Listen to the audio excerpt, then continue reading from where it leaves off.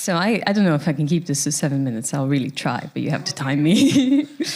So I'm not going to repeat what, and I realize I'm way too short for this. Give me one moment. I have to be on my tiptoes. Okay?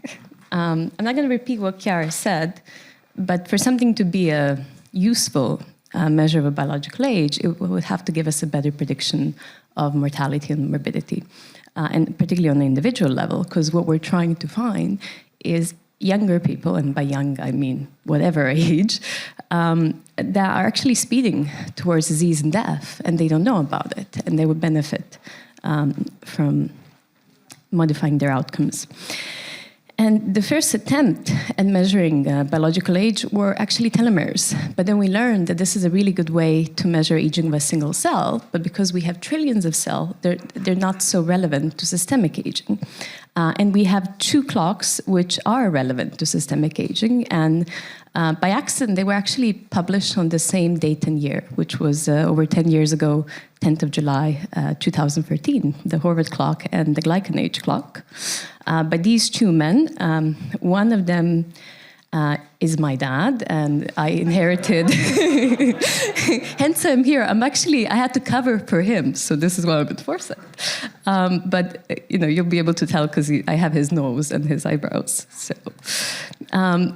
And interestingly, I think the most interesting recent finding trying to correlate these clocks is they actually don't correlate, particularly the Gleichen and the epigenetic clock. They're on a completely different spectrum, although both of these clocks are good predictors of mortality and morbidity.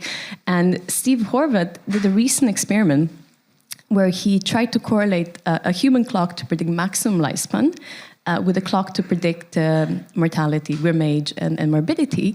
And these clocks also didn't correlate. So whatever governs our maximum lifespan is very different to actually what is responsible for our death along the way. Hence, aging is really that simple. And we have different aging mechanisms, and I'll put in a little theory at the end, but we know that for our one, the mechanism is known.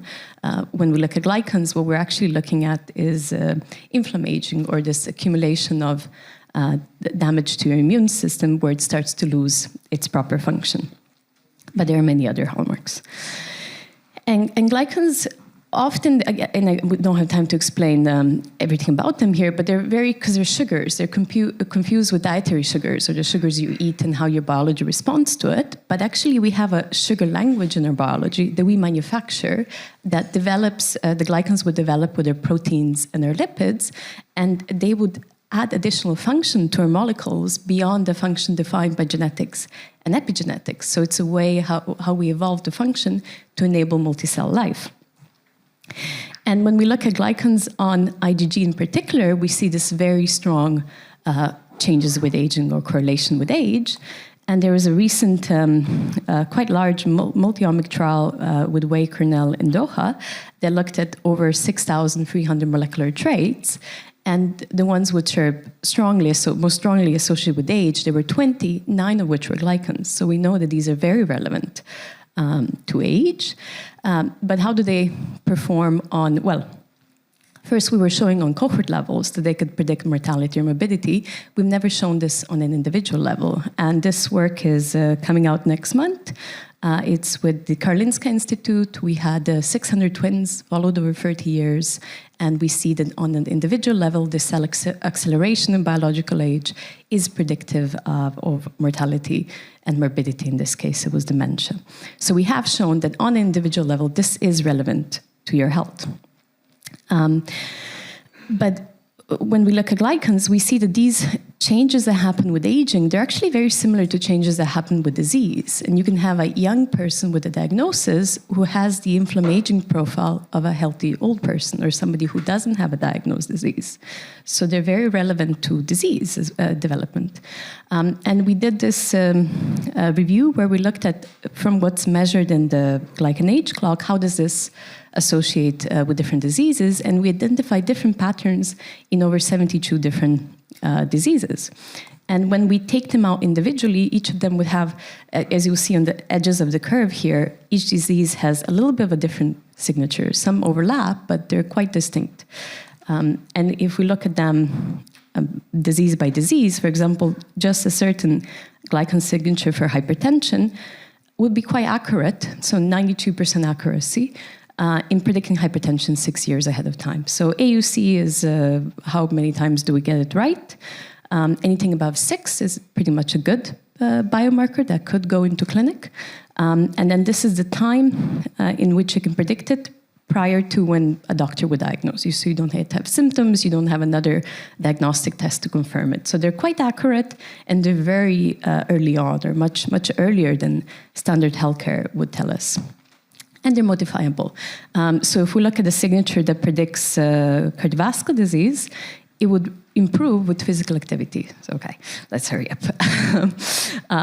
And the signature that would predict diabetes would improve with weight loss and dietary change. So these are modifiable disease signatures. And I take this study as a caution because I don't think we're looking for the ultimate biological age.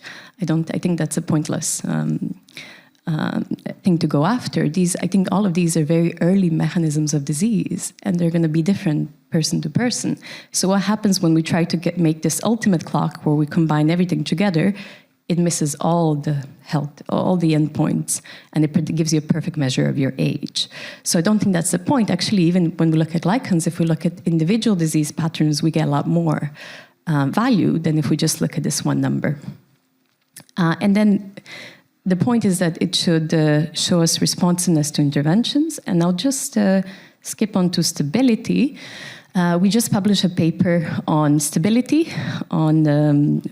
This, for example, is one individual tested over 600 times over 10 years, and the variability is below 5%. And you see two responses to interventions. This is a lifestyle change, and this is a diabetic drug. And there's many more references in the paper. There's many interventions that we've shown responsiveness to. This is the plasma fractions from, we don't have time to go into all of it, but both the epigenetic and the glycan clock respond in people as well, this therapeutic plasma exchange. Okay, I'm going to skip through this one, and I'll just end on a caution note. So this is one individual followed over 10 years. You see that his this is chrono age, this is bio age, it tracks his aging, knocks down with metformin by 10, 11 years, and is maintained while he's on the drug. But the caution is there's no drug that works for everyone. And although we are going towards this, we have companion diagnostics and more healthcare is using pharmacogenomics, we're not doing the same for preventative healthcare. And we've shown that with metformin, healthy overweight individuals, we saw no significant response apart from in one individual. So maybe from healthy people, 10% might benefit. Well, if we look at metformin in diabetics, we see about 50% of people respond. So there's never going to be one magic longevity drug, therapy, so forth, that's going to work for everyone. And that's it. I leave for questions.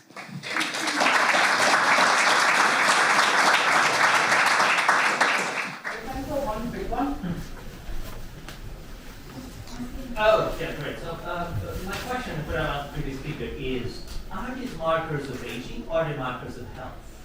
And that would be important as well, of course, because they're associated with lots of diseases. So maybe when you mention it's not aging, it's health, and of course health declines with age. I'm not saying that's not important in itself, but then it should be life and health, not life and age. I'm not sure these two things are separate. They are, because you can have a child sick. Yeah. Right, the child can get very, very sick and die. But you right? So still need you to can have a marker of inflammation in a child that is very sick and very bad. That doesn't mean that a child is old. So there's a difference between sickness and... I think here the experiment that Steve did is a point of that, because he does have a maximum lifespan predictor that doesn't correlate with the biological age or the grim age.